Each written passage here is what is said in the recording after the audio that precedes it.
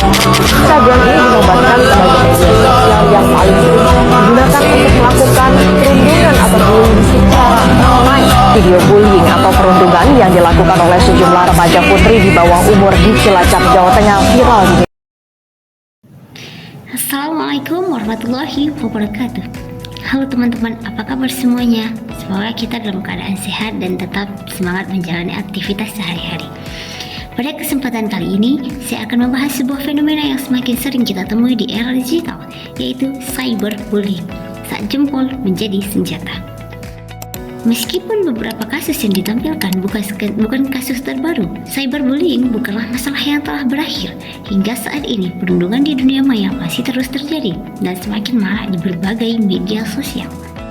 Saat ini, hampir semua orang menggunakan media sosial setiap hari, mulai dari WhatsApp, Instagram, TikTok, dan berbagai platform lainnya. Media sosial memang memberikan banyak manfaat. Kita bisa mencari informasi, belajar hal baru, berkomunikasi, hingga mendapatkan hiburan. Namun, di balik semua manfaat tersebut, ada satu masalah yang semakin sering kita temui, yaitu cyberbullying atau perundungan di dunia maya. Pernahkah kalian melihat seseorang dihina di kolom komentar? Atau melihat seseorang diejek hanya karena penampilan mereka, pekerjaan, atau karena hal lain? Yang lebih miris lagi, terkadang orang yang menghina bahkan tidak mengenal korbannya. Mereka hanya ikut berkomentar karena melihat orang lain melakukan hal yang sama. Nah, perilaku seperti inilah yang disebut dengan cyberbullying. Salah satu alasan cyberbullying semakin sering terjadi adalah karena internet membuat sebagian orang merasa lebih berani untuk berkata kasar. Selain itu, budaya ikut-ikutan di media sosial juga membuat perundungan semakin mudah menyebar. Akibatnya, banyak orang menjadi korban tanpa alasan yang jelas. Dan inilah yang membuat cyberbullying menjadi masalah sosial. Cyberbullying juga dapat terjadi dalam berbagai bentuk, melalui ejekan, melalui fitnah, penyebaran gosip, penyebaran foto tanpa izin, hingga pengucilan dalam grup atau komunitas online. Meskipun tidak terlihat sepele, dampaknya bisa sangat besar. Korban dapat kehilangan rasa percaya dirinya, takut berpendapat, merasa tidak dihargai, bahkan menarik diri dari lingkungan sosialnya.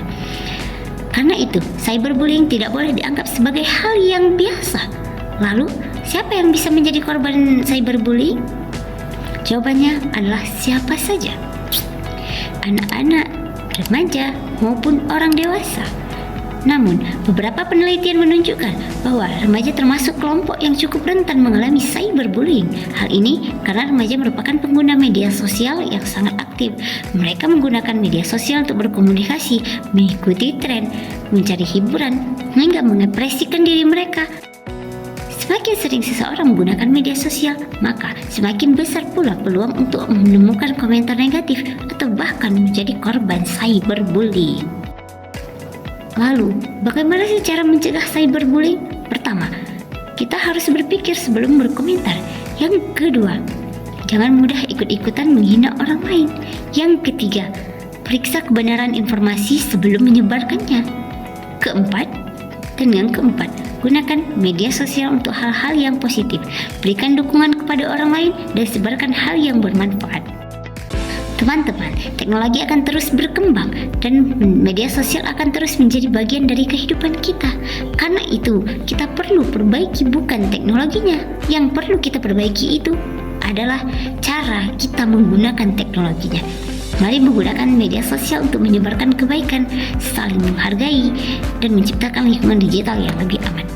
Dan mari ingat bahwa di balik setiap akun yang kita lihat itu ada manusia yang memiliki perasaan yang sama seperti kita. Jangan sampai jempol yang seharusnya digunakan untuk menyebarkan kebaikan justru berubah menjadi senjata yang paling menyakiti orang lain.